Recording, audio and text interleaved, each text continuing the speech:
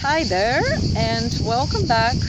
I will tell you a little bit about frustration, although I'm still in a very beautiful place and I'm taking my last moments of breathing and enjoying the freedom, the view, and I will show you that view for a second. Just hope as always to not record anyone out there, but this is my current view and I am enjoying this because normally at home I don't have such wonderful views. So this is my one of the moments I can take. So frustration, first of all, if not for the frustration, we would not have all these great inventions in the world. There is always a discomfort of something that we create. That's the number one. Number two, as we all know, there is no one recipe how to deal with this frustration because it depends on the situation, on our state of mind, on our personality, preferences, body reactions, conditionings, and so on. Number three, as we know, we have these three types of dealing with stressful situations. So attack, freeze, run away. And none of these are good or bad. They are designed, they are there to make us functional and deal with the situation in the best possible way. Number 3A is when we have control how we can react, and most of us we do not, because it takes some sort of a training to know the preferences of our conditioning, how our body will react, and change it. It may change during our training, mental training with the coach, with our personal work on ourselves, with a therapist, with a right teacher. So that can give us more options. And now I'm just changing the camera a little bit because I'm really trying hard not to record anyone. And number 3A, the last one, is when we do have a way to choose from the arsenal of reactions, because we are trained into, and even though we know the preferences of our body, I don't know what way to change my camera now, so sorry about that. We can choose. So the most important thing, if I would give the answer today, if I would have to give the answer today, how to deal with this frustration, is to know yourself and know your dark passenger, knowing yourself and your reactions to the degree that you know that in 90% of the cases you react in a certain way. Only then you can make an attempt of changing that, because you know what's going on with you when you have a stressful situation. So, as I mentioned, none of it is good or bad. Let's take the situation with paying for the bill and the waiter is bringing you bill and it's too much. So you have all these ways of reacting. The one way, attacking, is not necessarily to make an argument and be nasty, but it's also like this blue type of personality. You can be polite and just interrogating, asking questions, and this is a form of coming forward and attacking, not being extra assertive and not letting anyone to trick you. And of course, running away is easy. You just don't pay. You fly away.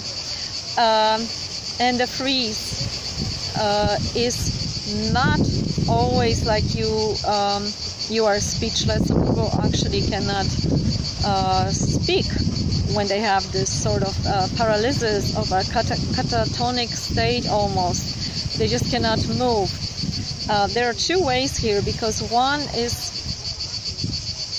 I will give you another example here. I tried recently considering the smoking. I basically have a big problem when people around me smoking, because I'm breathing that in, so I'm feeling like I'm polluted.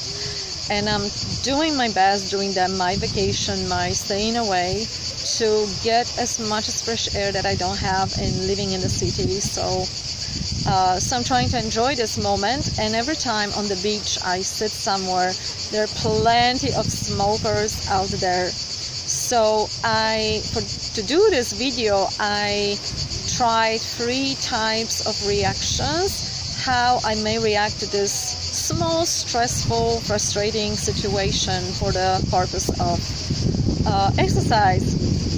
So I will start from the middle one, the freeze. And the one with the freeze is not necessarily to be a victim in freeze and go into paralysis, because some people, and you would think that they are just frozen, they are going to the source within themselves. They are not doing on purpose any reaction. They are whether meditating, praying to the source, finding the best solution, or giving surrender to the universe in order to find for them the best solutions. And what I heard in my head when I sensed a man maybe 3 meters away from me, and I already heard the cigarettes, when you hear the fire, I knew he's going to start smoking. And I heard this voice in my head: as long as you are not giving attention to the right side and you're not going to think about it, you are not going to feel the smoke. And it happened like that. I was very surprised because it never happened again. Like, people can be far away and I always will be the one who's going to smell it. But it happened. And later on I looked, and of course I rationalized that maybe the trees saved me and so on, but there is plenty of trees here and that didn't happen before. I tried, of course the reaction running away is pretty easy. You don't have to do anything but leave, but the confrontation one is not easy for many people, because basically when I was sitting and there was a woman on my left, maybe 1 meter away, really close, and she was smoking, I turned to her and I say, "Excuse me, can you stop smoking?" She looked at me and say, "Why?" "Because it's polluting me." I also saw that she was hiding her kid away from the smoke. I said, "Well, yeah, lady, but you are polluting me. Can you please stop smoking?" So she did. But as you may imagine, a few seconds later, there was another man on my right, and he was smoking a cigarette. I was actually angry, and in that moment, when you put your mind and focusing your mind to apply a certain reaction, you are putting yourself in a state of consciousness. So I was angry. So I had to sort of control myself to be polite in my in the challenging that man, confronting, I mean. So I asked him politely, as much as I could. Maybe I was a little bit cold. "Sir, can you please stop smoking?" "Why?" He asked me the same question. I said the same thing, and of course he shrugged his shoulders and he stopped. So yeah, these are very easy ways to explain how we can deal with manipulation, frustration on a very, very small level.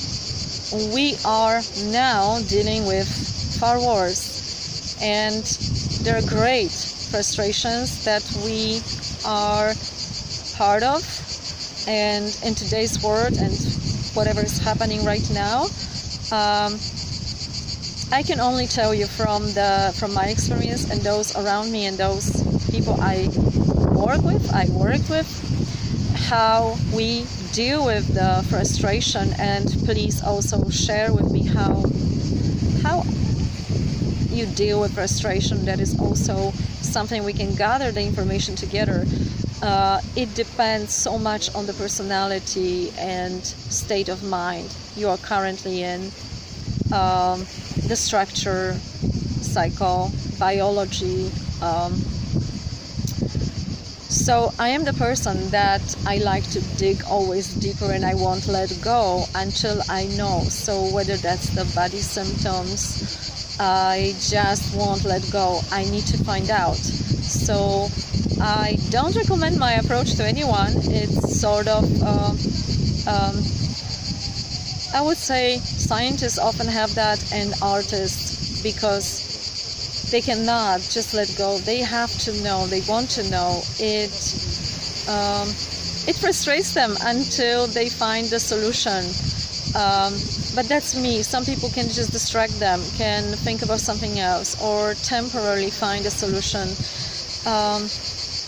The most important in the situation when we are daily, maybe in few days, I don't know what's going to happen in the world, but there are things that we do not have control over. Sometimes we have to follow also certain rules, or we did a certain protest. It depends on the political situation of the country, whatever happens. But as you see, all these reactions, they are not good or they are not bad. They are required in a certain situation. Sometimes the peaceful protest doesn't make sense because, as some of you already let me know, it just makes other people laughing because it's peaceful and it doesn't bring any change. But other people do believe in that, and it's brought them some change. So that is actually depending on the situation. I am trying to turn my camera so I don't record anyone on both sides. So yeah, but if it's the situation you cannot control, then I'm always asking myself those questions. I mean, we all go into maybe fear, panic mode for a while. We call someone, we ask, we calm ourselves down, but then we ask ourselves these questions: will it be so? And we can always rehearse what we are going to do in a certain situation, so we are more peaceful about it when it's coming, because we are ready for it. It may happen the worst, but it may not. If it's not happening yet, and our body is already experiencing that because we are thinking of it, and that's the challenge, that we are frustrating ourselves more than is actually necessary. And I'm not far away from that. I'm actually, as I mentioned before, a master of frustration, because I don't let go. I need to know. I watch, I observe. If it's about me, I dig.